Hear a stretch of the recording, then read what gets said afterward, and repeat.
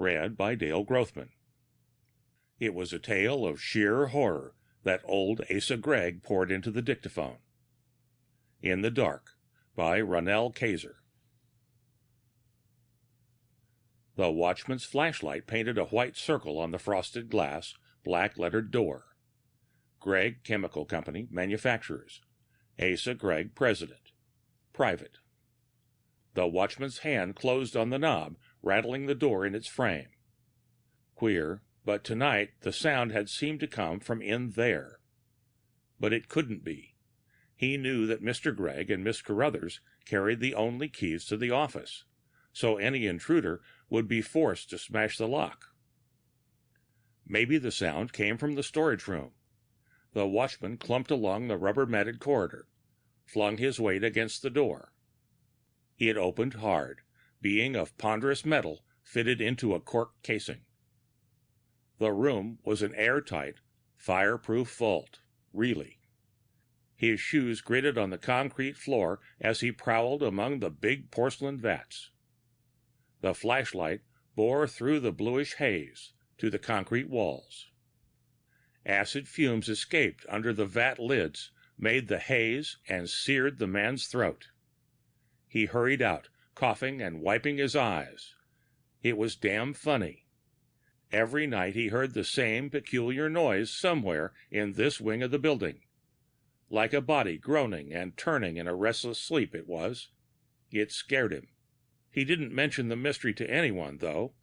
He was an old man, and he didn't want Mr. Gregg to think he was getting too old for the job. "Ace'd think I was crazy if I told him about it," he mumbled. Inside the office, Asa Gregg heard the muttered words plainly. He sat very still in a big leather-cushioned chair, hardly breathing until the scrape of the watchman's feet had thinned away down the hall. There was no light in the room to betray him, only the cherry-colored tip of his cigar, which couldn't be visible through the frosted glass door. Anyway, it'd be an hour before the watchman's rounds brought him past the office again. Asa Gregg had an hour, if he could screw up his nerves to use it. He took the frayed end of the cigar from his mouth. His hand, which had wasted to mere skin and bone these past few months, groped through the darkness, slid open the polished coolness of the dictaphone hood, and snapped the switch. Machinery faintly whirred. His fingers found the tube, lifted it. "Miss Carruthers," he snapped. Then he hesitated. Surely he could trust Mary Carruthers. He'd never wondered about her before. She'd been his secretary for a dozen years. Lately, since he couldn't look after affairs himself as he used to, she had practically run the business. She was 40, sensible, unbeautiful, and tight-lipped. Hell, he had to trust her. His voice plunged into the darkness. "What I have to say now is intended for Mrs. Gregg's ears only.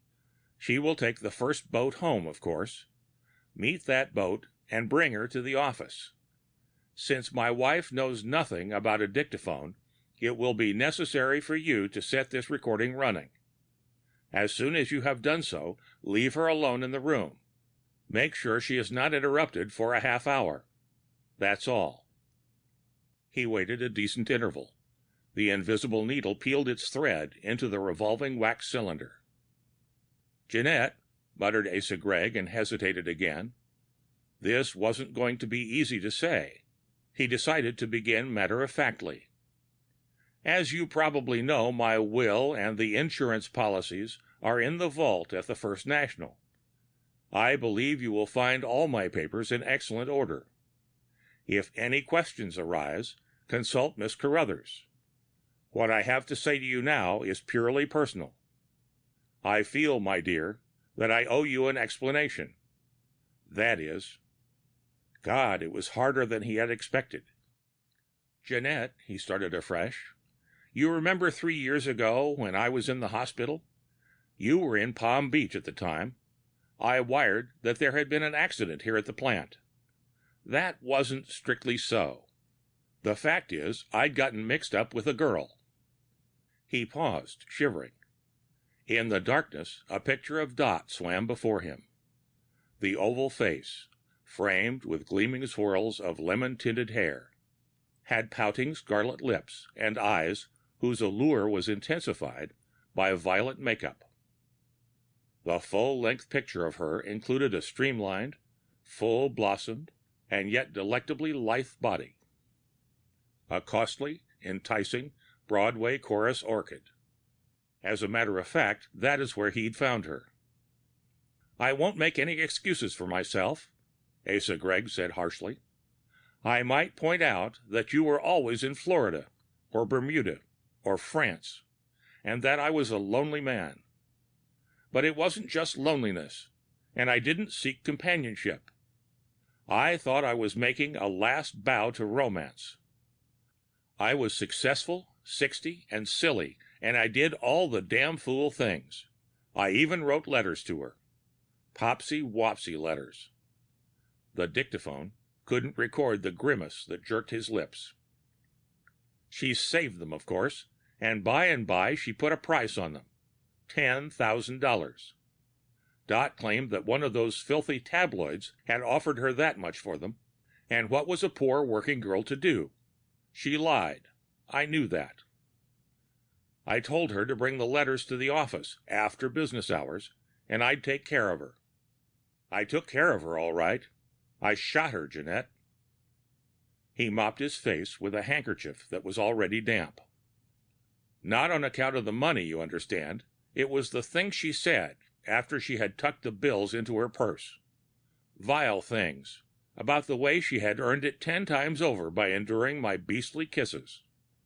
I really loved that girl, and I'd thought she'd cared for me a little. It was her hate that maddened me, and I got a gun out of my desk drawer." Asa Gregg reached through the darkness for the switch.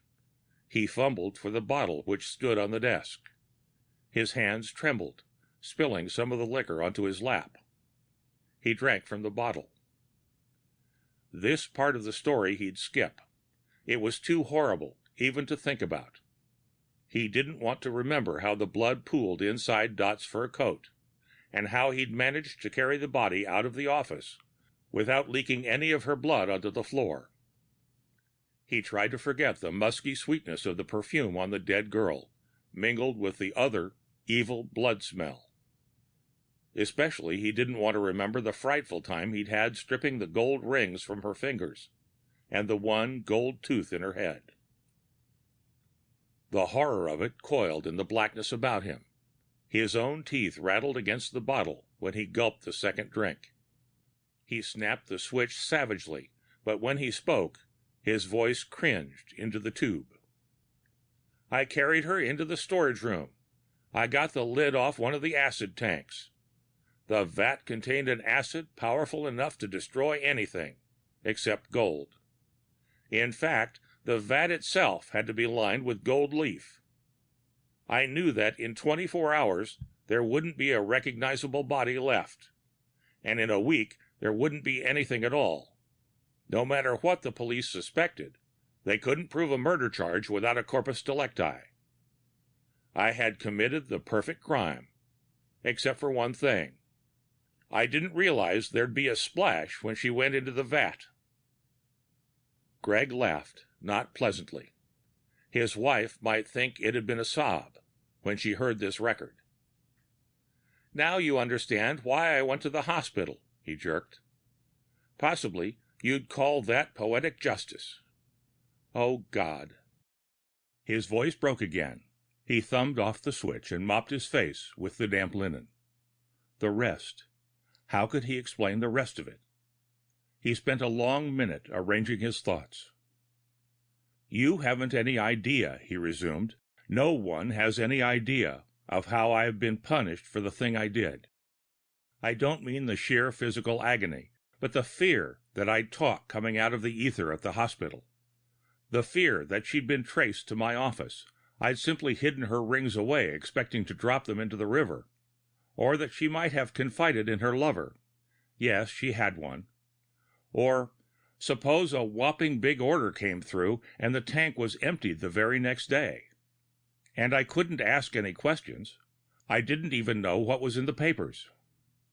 However, that part of it was gradually cleared up. I quizzed Miss Carruthers and learned that an unidentified female body had been fished out of the East River a few days after Dot disappeared. That's how the police solved the crime. I got rid of her rings. I ordered the vat left alone. The other thing began about 6 months ago. A spasm contorted his face.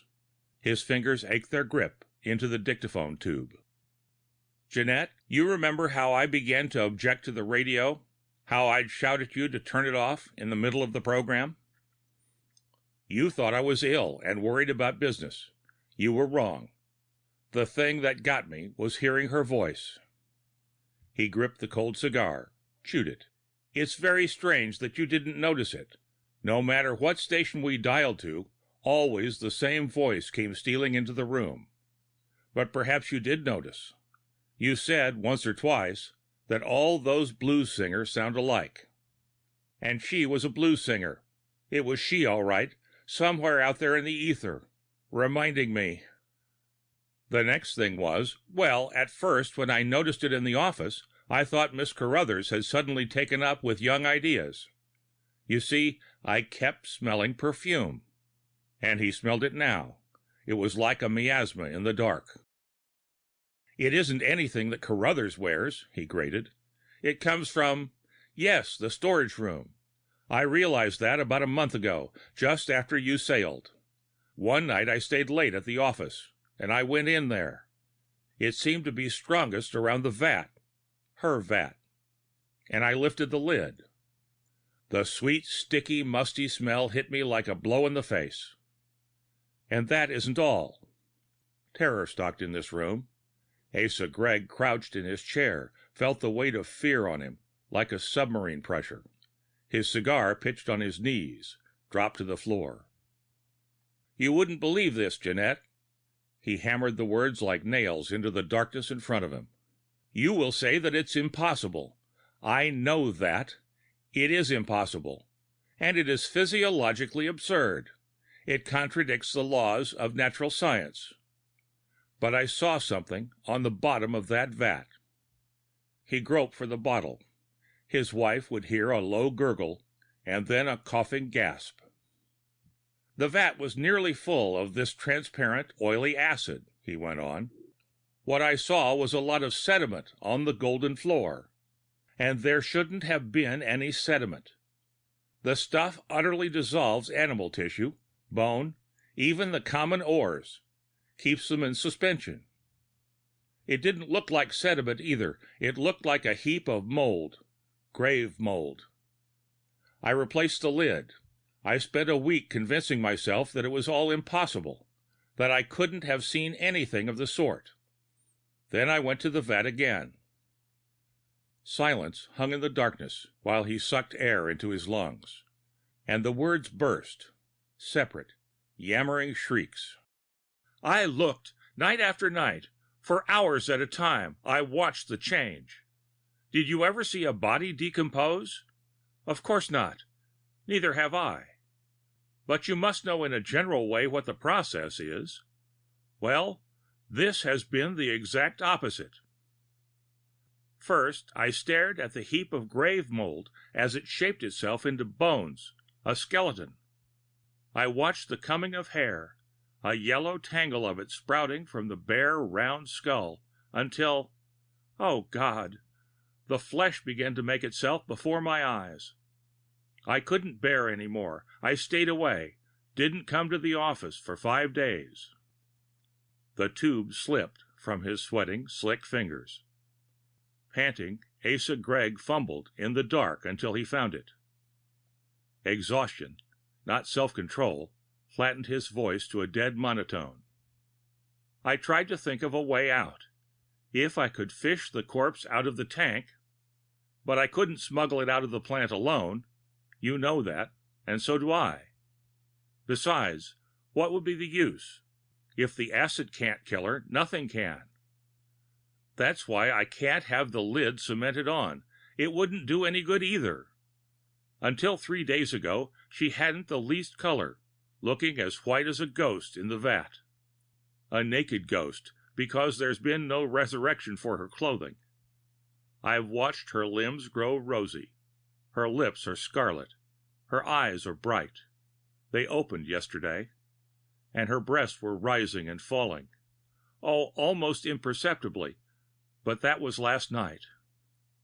And tonight, I swear it, her lips moved. She muttered my name. She turned. She'd been lying on her side, over onto her back. The record would be badly blurred. His hand shook violently, bobbling the tube against his lips. Greg braced his elbow against the desk. "She isn't dead," he choked. "She's only asleep, not very soundly asleep. She's waking up." The invisible needle quivered as it traced several noises. There was his tortured breathing, and the clawing of his fingernails rattling over the desk. The drawer clicked as it opened. A loud click was the cocking of the revolver. "Soon she's going to get out of that vat," Greg bleated. "Jeanette, forgive me. God, forgive me. For I will not, I cannot, I dare not stay here and see her then." The sound of the shot brought the watchman stumbling along the corridor. He crashed against the office door. It banged open in a shower of falling, frosted glass. The watchman's flashlight severed the darkness and printed its white circle on the face of Asa Gregg. He had fallen back into the chair, a blackish gout of blood running from the hole in his temple. He stared sightlessly into the light, with his eyes that were two gnarls of shrunken brown flesh, like knots in a pine board. Asa Gregg was blind, had been since that night 3 years past, when the acid splashed. The end of In the Dark by Ronal Kayser.